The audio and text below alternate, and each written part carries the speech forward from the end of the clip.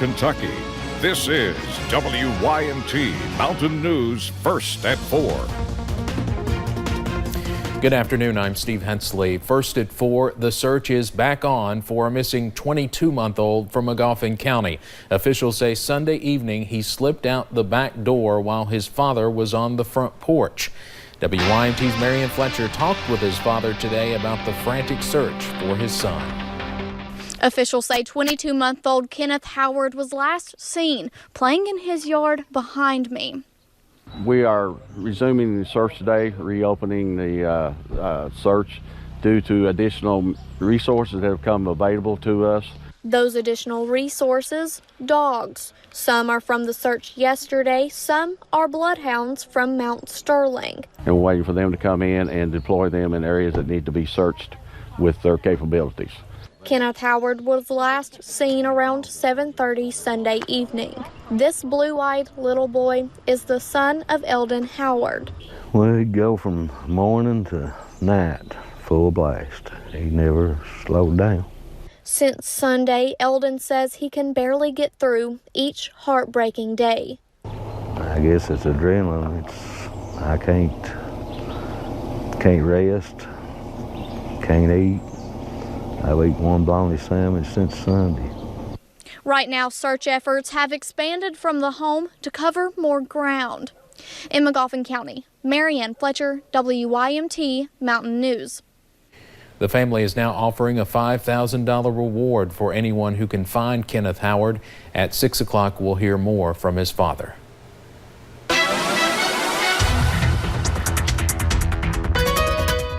And we saw that sunshine return today along with those beautiful blue skies. Now, I've seen a few clouds throughout the day. You'll notice as we take a look at a few of those cameras, the National Weather Service camera in Jackson, where you're seeing those just puffy clouds at times. But overall, we have seen that sunshine, and we are just a little bit warmer than we were yesterday. Now, looking into downtown Whitesburg, we're seeing those partly cloudy skies there as well, with plenty of sunshine. Now, satellite and radar shows those clouds. It's really been sticking around our area throughout the day. We'll continue to see those clear out a little bit into tonight and into tomorrow as well. Now, those temperatures, they're still a little bit chilly out there, but not compared to yesterday. We're almost 10 degrees warmer. You're seeing those low to mid 60s across the area, even those lower 60s over into Pikeville, upper 50s over into Wise. So if you're thinking about getting out and running for this evening, good news is it's looking like a great evening to do so. It's really comfortable temperatures throughout the evening, and by the time the sun goes down, well, it'll be a little bit cooler. And if you like to run when it's a little bit cooler outside like I do, honestly looking like the perfect time. Now, as we look at those headlines, though,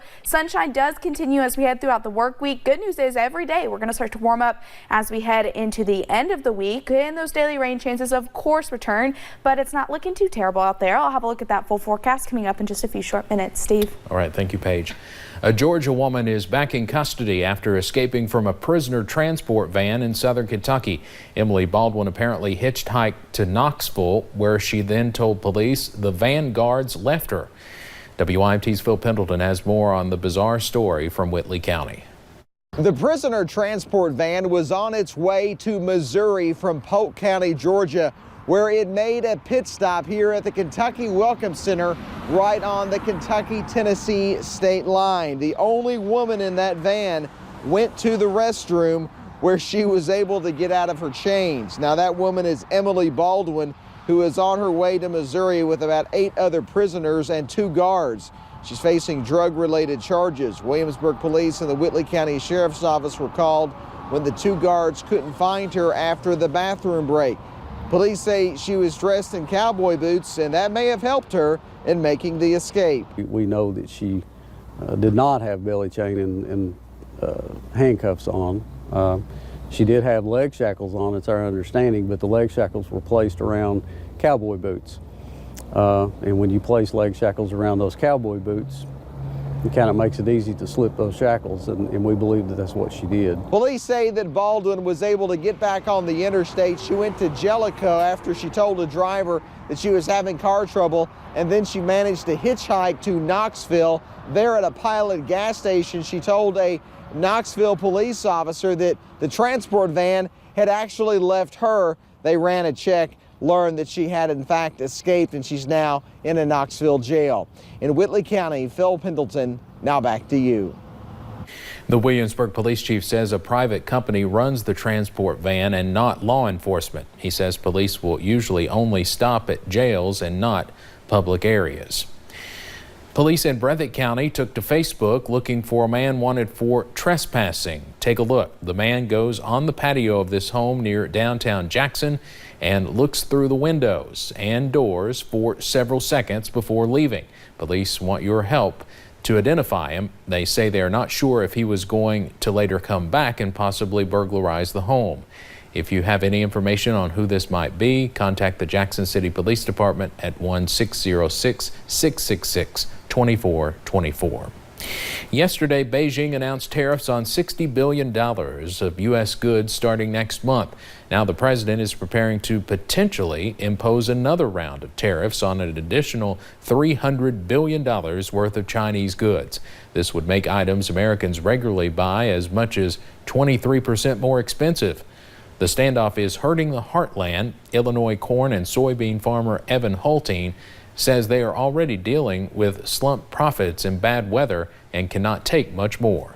We've supported him from the get-go on trying to bring China to the table and make them more accountable for their practices, but every day that this ticks on, farmers are the ones that are taking it on the jaw. President Trump offered to bail out farmers with approximately $15 billion of tariff revenue. A pro-trade group estimates the recent tariff increases could cost 59,000 farmers their jobs. Let's head over to Wall Street now on this Tuesday afternoon. A big reversal from yesterday. The Dow closes up today more than 207 points. It is designed to find ways to put people to work, but it is not in the traditional sense of finding people work. WYMT's Will Puckett has more on the folks who are working together to pair God with the unemployed. There is no doubt that there is an able-bodied pool of workers in eastern Kentucky. Helping people, one, get back to work and to understand how we've been designed by our Creator to work. Todd Lamphere is chief of staff to Paula White, who is the president's personal pastor. The president, honestly, is one who is a master at creating employment for people. Lamphere, in his role with the Center for Faith and Opportunity Initiative, is tasked in a way with getting Americans to work, and doing so by recognizing God, our Creator, built us to do just that. Innately within us, God has designed us to be a people who move, people who work, people who derive satisfaction and fulfillment in life through the production of work.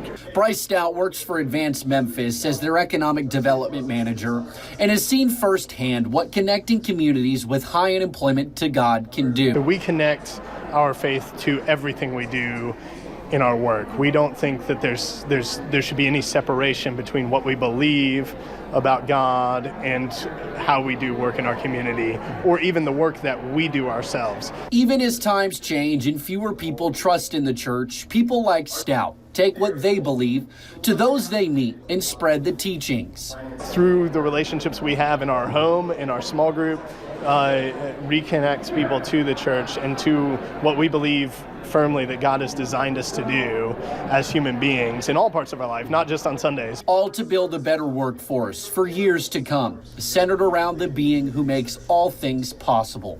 In Hazard, Will Puckett, WYMT Mountain News. This was the second meeting put on by SOAR and the Kentucky Highlands Promise Zone. Emmy-winning comedy legend Tim Conway has died. Conway was best known for his co-starring role on The Carol Burnett Show, which aired on CBS from 1967 until 1978. Besides his 4 Emmys with Burnett, Conway got 2 more for guest appearances on Coach and 30 Rock. On The Carol Burnett Show, he was known for making his co-stars crack up, especially Harvey Korman. Burnett said today she was heartbroken. Conway had been battling a long-time illness before his death in Los Angeles this morning. We'll have more on his life tonight at 5:30. Tim Conway was 85 years old.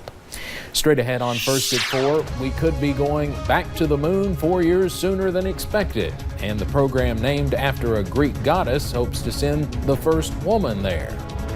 And those temperatures do continue to rise, but what about those rain chances? We'll break down that full forecast in just a few short minutes.